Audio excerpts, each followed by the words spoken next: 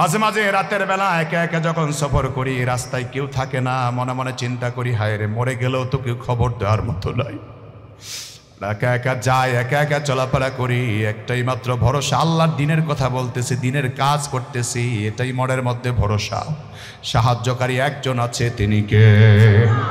গতকালকে আপনারা দেখেছেন আমাদের প্রিয় ভাই মাওলানা মুফতি সাইদ আহমদ কলরবকে আমার বন্ধুগণ রাঙ্গামাটি এক এলাকার মধ্যে এমনভাবে ধরেছে, কিছু কুলাঙ্গারেরা, কিছু বেয়াদবেরা ওকে হাইজেক করার জন্য, হত্যা করার জন্য পর্যন্ত ষড়যন্ত্র করেছে। মাঝে মাঝে খাগড়াছড়ি, রাঙ্গামাটি, বান্দরবন এলাকায় গেলে নিজের কাছে অনেক বড় কষ্ট হয়। বিগত 16 বছরের আমলে আমরা দেখেছি জাতির শ্রেষ্ঠ সন্তানদেরকে কিভাবে নির্যাতন করা হয়েছে, ঠিক কিনা? ওলামায়ে কেরামদেরকে আঘাতে আঘাতে জর্জরিত করা হয়েছে। ওলামায়ে কেরাম হক কথা বললে তার বিরুদ্ধে রাষ্ট্রদ্রোহ মামলা করা হতো।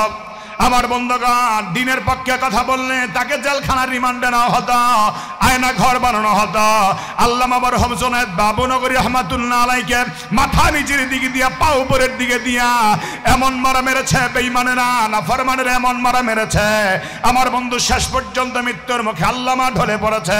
আমার বন্ধুগণ, এই জামানার কিংবদন্তি আলেম আল্লামা মরহুম দেলোয়ার হোসেন সাঈদী রহমাতুল্লাহ আলাইহিকে পর্যন্ত জেলখানার কারাগারে আবদ্ধ রাখার পরে মৃত্যুর কোলে ঢেলে দেওয়া হয়েছে।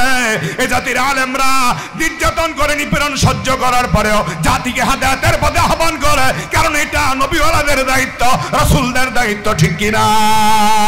আমার বন্ধুগণ, আমার প্রিয় ভাইয়ারা, এত কষ্ট আর নির্যাতনের পরে ওলামায়ে কেরাম দিনের পথে আহ্বান করে, তার একটাই মাত্র কারণ, ওয়ারাসাতুল আম্বিয়া, ওলামায়ে কেরাম নবীর ওয়ারিস, নবীদের রেখে যাওয়া দায়িত্ব ওলামায়ে কেরামদেরকে পালন করতে হবে, ঠিক কিনা?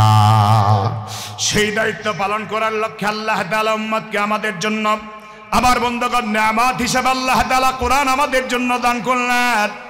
আল্লাহ তাআলা আমার আপনার প্রিয় নবী রাহমাতুল লিল আলামিন নবীকে আমার আপনার জন্য দান করে দিলেন।